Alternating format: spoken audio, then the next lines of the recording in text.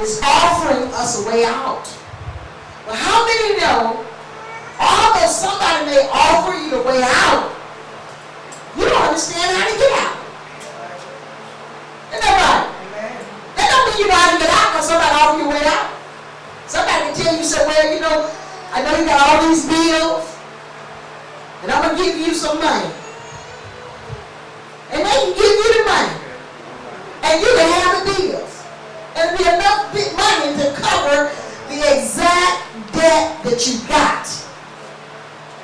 But don't you know, do you not know, that will not solve your money problem if you ain't got no job. You still in what? Debt in the same situation. Woo. Sometimes people say, ooh, I just wish I had $1,000. How many ever said that? If I just had $1,000, I could see my way out. How many of y'all wish you had $1,000 you could see your way out? Let me see your hand.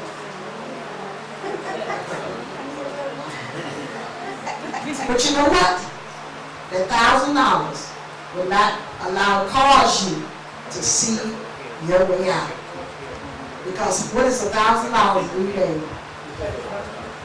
Somebody give you $1,000, you still say, whoop, I wish they had given me 10. And they give you 10, whoop, wish they had given me 100,000.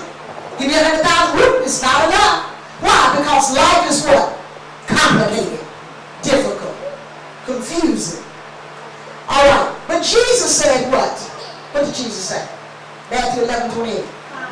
Come, he's offering us a way out of our difficulties, our complications, confusion, pain, and heartaches that every one of us in here have experienced and are experiencing. He says what? Come. That's an invitation. Come. Watch what he said. I'm going to show you something here. What he said. Come unto me. When Danielle wants Alex to do something, what's she going to say? Come here, boy. Because if he hollering and he crying, he going through something, why would she tell him to come here? Huh? Find out what's wrong for what reason? To make life better for him, isn't that right? Even if she's going to spank him. It's still a decision she's making to what? Make life better. Not destroy him. But does that mean he know what to do when she calls him? Come on, talk to me, y'all. But he knows that's mama. Now it's different if I call Alice and she calls him. Why? He know you. And he know your mama and you're looking out for his good. Isn't that right? How? From past experience. From what he's experienced. But when I call him, he's not sure. He's not sure. He believes I love him. But because our relationship, he's not sure that I mean him good. So then the person that gives us the invitation, in order for us to move forward to them, we need to know a little something about them, don't we? And y'all know we don't know a whole heap about Jesus starting off in life. And then he is totally giving us an invitation. He said, come unto me. And what he say? Read. Hey, life is difficult. So what? We are experiencing some trouble, some work, right? We're working in our mind. We're working mentally. We're working spiritually. We're working emotionally. We're working physically. Trying to what? Work our way out of what? Problems. You know, how many times work your way out of problems? You're tired, right? Just from, if it ain't one thing, it's another. If it ain't one thing, it's another. And you just get tired. Working and working every day. You got to go see where I was down. I grew up down south. And I said, Lord have mercy. Your life was difficult for me. Going to the field, picking cotton, that was different. That was hard labor. Then when I wasn't going to the field picking cotton, you had to work in the yard. You had to wash. You had to mop. You had to do something. They like y'all got in the bed. They didn't let us lay in the bed. They said laying in the bed wasn't good for you. Man, how in the world can you get in trouble laying in the bed? By yourself. But they told her, you can't lay in the bed, you get in trouble. How many ever heard that? Get out of that bed. Get out of that bed. You in the bed by yourself. I don't get your arm, I'm just going to sleep. But they understood what? Their mind. They were not psychologists, but the old folks understood their mind. You lay in that bed, and then that's what I'm saying, came from an idle mind is what? The devil workshop. To get us what? Confused, to make life what? Complicated, hard, make dumb decisions, but we lay in that bed. That's right. How many make some dumb decisions? You lay in your bed and say, man, I know what I'm going to do now. I'm going to take care of business. And when we made them decisions laying in the bed, it didn't always work out right, did it? We got in some trouble. And that's what they meant. That's what the old folks meant. If you lay in that bed too long, you'll get in trouble. We got a whole lot of trouble making a decision on our pillows. Half sleep, lonely, ain't got nobody. Then us that had somebody, just wait till he get home. I'm going to hurt him. Man, I'm going to hurt him. I'm going to wring his neck off. I'm going to meet him at the door with me in a chair. I'm going to do this, and you lay there and your imagination start going crazy. Isn't that right? Yeah. Now, you know your imagination go crazy when you're laying down. But once you start getting up, cleaning up, and doing something, you know you kind of calm down. You work a little the energy out, don't you? But you lay there. You get depressed. What? Our mind is what? The devil workshop. So we had to make us what? Get out of that bed. I said, Lord, when I get grown, I'm going to lay in my bed as long as I want to. That doesn't work like life doesn't work like that though. So Jesus saying what? Come unto me, all ye that labor. You may not have a job, but your mind is working. And the devil, you right in that mind, don't repent. And go to work, go to talking to you. And you know, we call crazy folks here in voices going to answer themselves. But a lot of us don't even have to answer verbally aloud because our mind is talking louder than our mouth. See, that was me. How many know your mind can talk louder than your mouth? You don't have to open your mouth. And that's the thing, that's one of my problems that I had. Lord, I must get my mind to shut up. If I can just get that thing to shut up for a little while so I can hear from God. But look what he said. Come unto me what? All you that labor and heavy laden, do what? And I will give you rest. Jesus said, now he promised us something. That's what I want us to look at here. He promised to give us some rest. How many here? Because life is difficult, because life is hard, life is complicated. How many of y'all tired? I'm tired of the struggle. How many tired? Just tired. Plain old tired in your mind. Just plain tired of the struggle. Tired. I'm tired. Just say, I'm tired. I'm tired. And I know folks don't want to talk about this kind of stuff because they don't want to admit they're tired. I'm tired of putting up with you.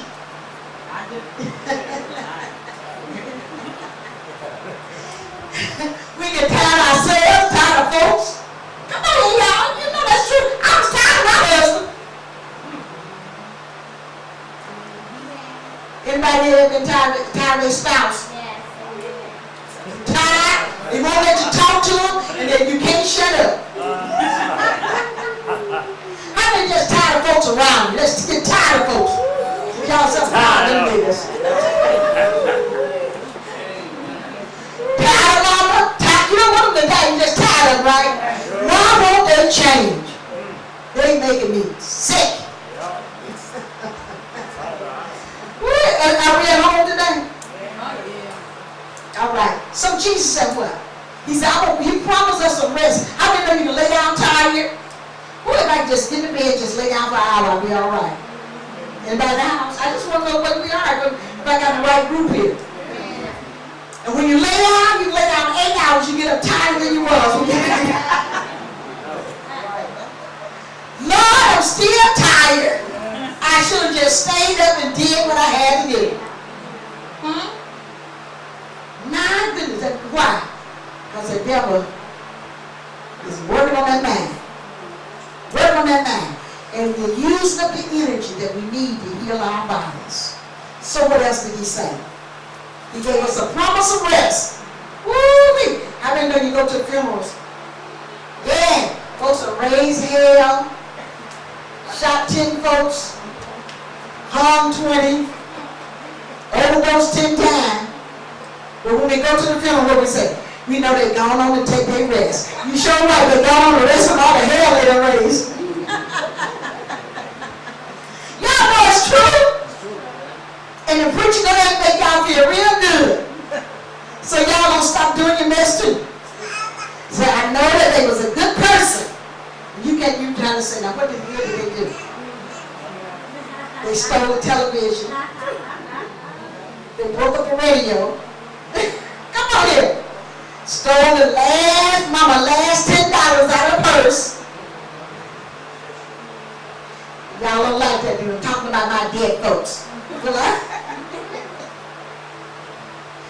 Now he's talking about dead folks. All of us got, how many got dead folks that raised hell?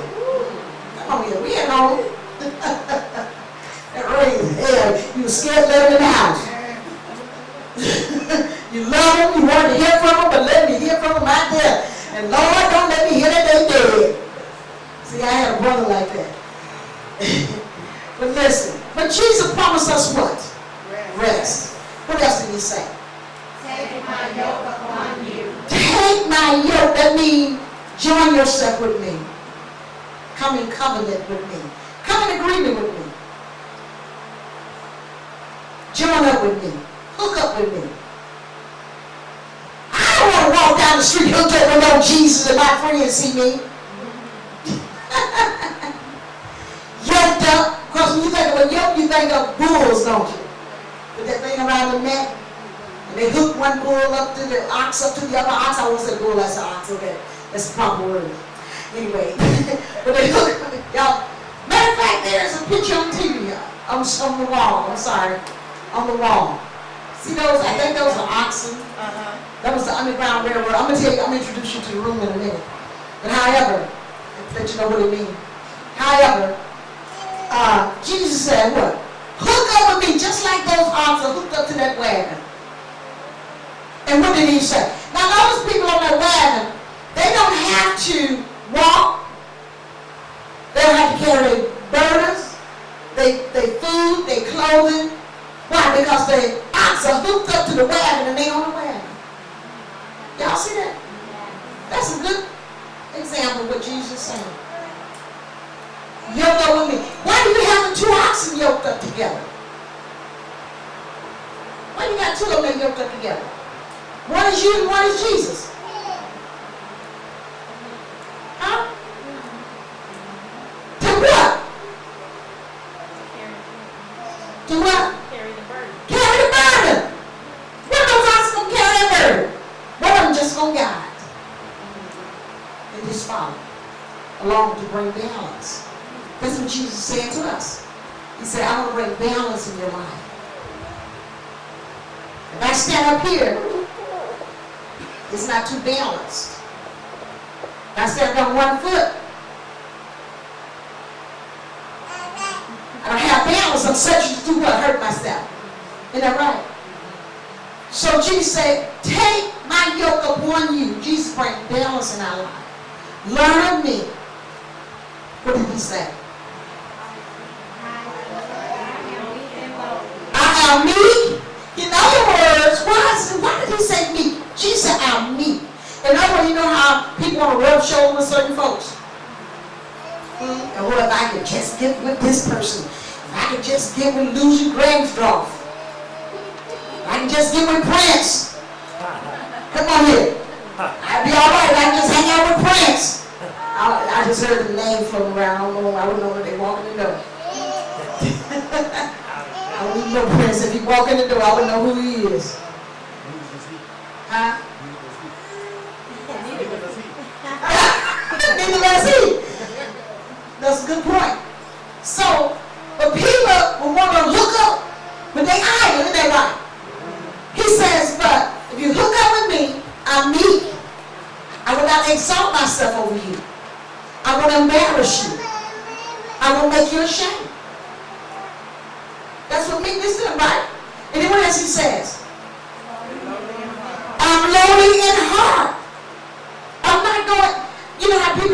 God descending to some people like y'all folks, y'all this, y'all that, and exclude themselves. Jesus said, I won't do that to you. In the Hebrews, the 2nd chapter, he said, I'm not ashamed to call you brethren. When you hook up with me, Jesus said, I'm not ashamed of you. But look how many people are ashamed of Jesus. We're ashamed to admit that we know him. We're ashamed to admit that he's our Savior, that he died on the cross, that we believe in him. He said, but I'm not ashamed of you. If you exercise faith in me, I won't be ashamed of you. But we don't have nothing going for us. But we still, so many times, are ashamed to let somebody know somewhere that we have accepted the Lord Jesus. Isn't that right? So what does it say? Read on. Then we get to the introduction. Read. And you shall find rest unto your soul. Look what he says. That's what I want to get to. He said, and you shall find what? Rest where? Unto your soul. Unto your soul. What is your soul? Why is it when you lay down, your body is reclined in a restful position, and you can lay down 12 hours now. They don't even allow you to lay down when you have a back surgery. You find out laying down ain't good for you. That don't mean you're resting. All the time they let you lay down now, I believe in the hospitals that you're in a coma. Once you come out of that coma, what are they going to do? Get you up, and you got to walk. They don't want you to rest, because the resting that you don't get, the devil is the eye mind is what? The devil workshop, and when you gonna lay that word on your problem, word when you gonna die, now that's revelation right there. Word and the doctor don't see ya, they get you up and walk you. To get your mind functioning, to give you hope that you're gonna be able to be in full activity again. But if you lay there, you're going to feel sorry for yourself and go into depression. And your mind is not, your brain is not going to give off the enzyme that is needed, because the oxygen is not going to flow to give your body what it needs, your brain what it needs to bring healing to your body. So we understand laying down ain't good for us. So now if you got heart problem, they say, well, oh, my heart hurt, let me just sit here and catch my breath. My heart is palpitating. I'm just so upset. And y'all know it's true. I've been so mad that you can't get your breath.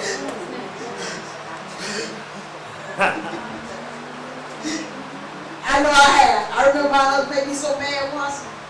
Aaron, he in the bed sleep, snoring.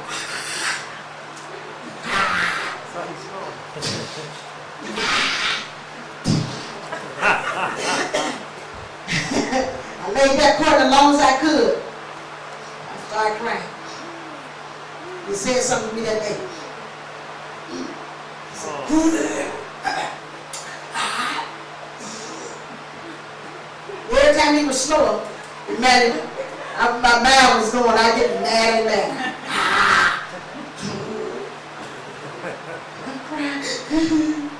I got loud.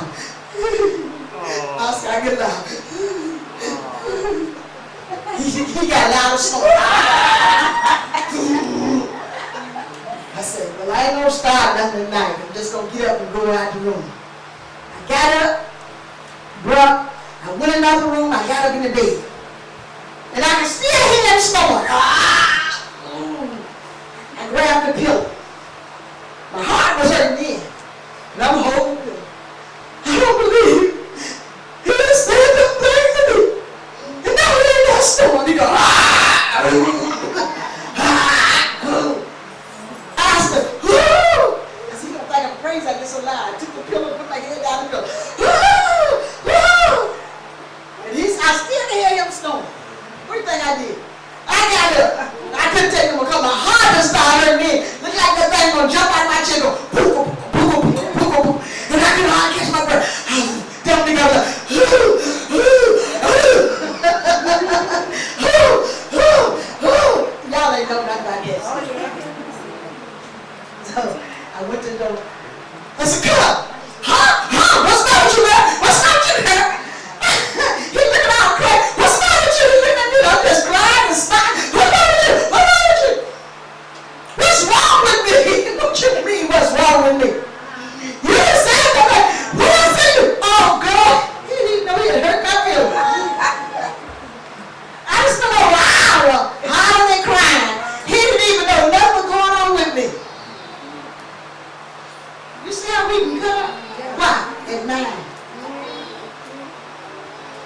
me. He done bawled me out. He done said some harsh things to me, harsh words to me. When I lay down, I could feel them all. And my mind got talking to me. That mind got talking to me. He don't love you. He insults you. Look how he talked to you. Look what he said to you. And I can hear that word and see what he mean with this, what he meant with that. Life was complicated at that moment. Lord, if I wasn't saved, I'd go in here and choke him. I ain't never said that either. But one of the difficult things that I've had in life since I've been married is keep from hurting my killing me. Woo-wee! Y'all ain't never want to kill nobody else. Now, y'all ain't never want to hurt nobody.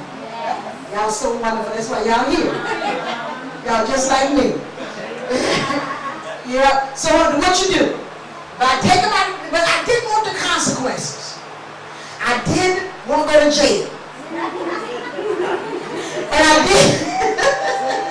And I'm scared of dead folks. You know, and I'm scared of blood. I don't want to see the blood. I don't want to go to jail. So we have our reason for being murdered and not carrying out that.